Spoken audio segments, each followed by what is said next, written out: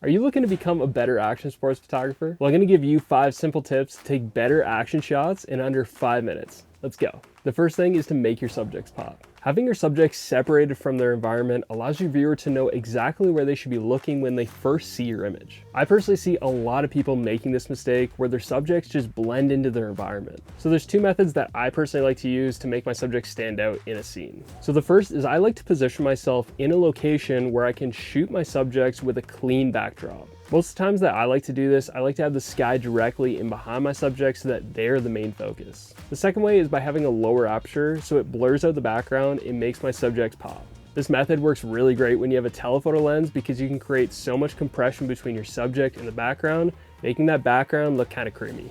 Even if you're not using a telephoto lens like a 24 to 70mm, which is my favorite lens, it still works really great, and I'll show you a comparison between a 24 to 70mm lens and a 70 to 200mm lens. You can really see though that with that longer focal length, you're really drawing out your subject from the environment. Tip number 2, backlight your subjects. If you want to avoid those harsh, unflattering shadows on your subject, backlighting is a great method to use. Backlighting is when you have your light source in behind your subject. Now, this isn't a hard, fast rule that you have to follow, but if you're unfamiliar with other lighting techniques, this can be a really great way to get a really pleasing shot really fast. If you are backlighting your subjects though, you want to make sure that your light source is either really close to your subject or completely out of frame. And the reason why you want to do that is because our eyes are directed to the brighter parts of an image, so we don't want to lead our viewer away from our subject, we want to lead them to our subject. And you'll also want to make sure that you're exposing for the shadows so that you can reveal your subject in post-production. The best way that I like to save my shadows while still keeping the highlights in my image is by pulling up the histogram on the back of my camera and then bringing the shadows down to the left side of the histogram. And by doing that, it's going to give you the latitude to bring back your shadows and still keep those highlights. And it's also really important to be shooting raw so that you can pull back that maximum amount of detail in your image.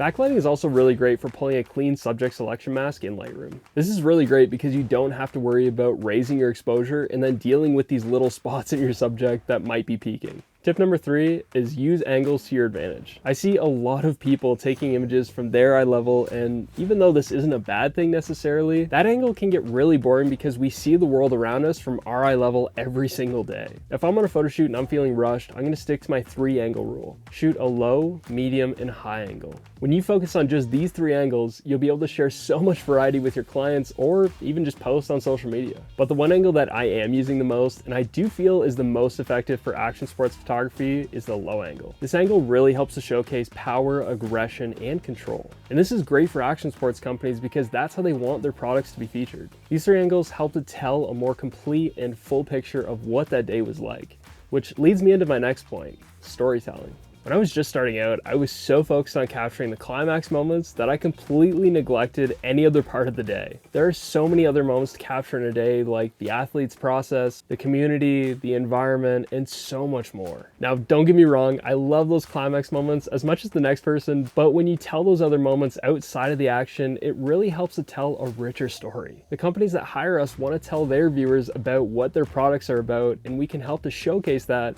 by taking the viewers on a journey through our images. And there's also a sense of relatability that comes from sharing moments like that that's outside of the action.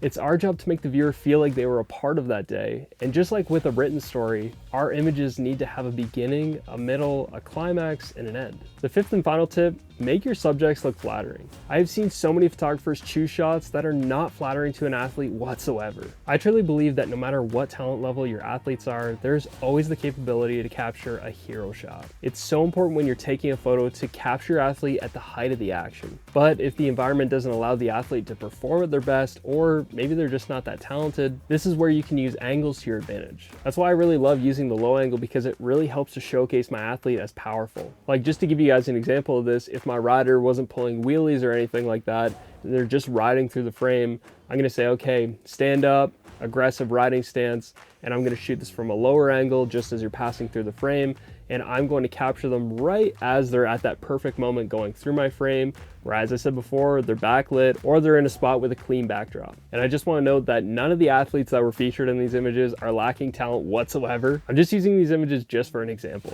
It's also really important to collaborate with athletes when you're on set, like showing them the back of your screen, and maybe if they want to adjust their body positioning or maybe just change up the environment altogether.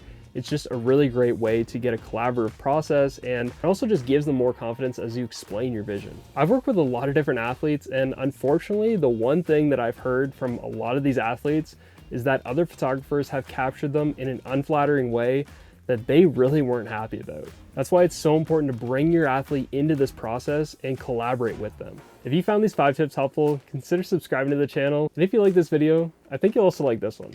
I'll catch you over there. Peace.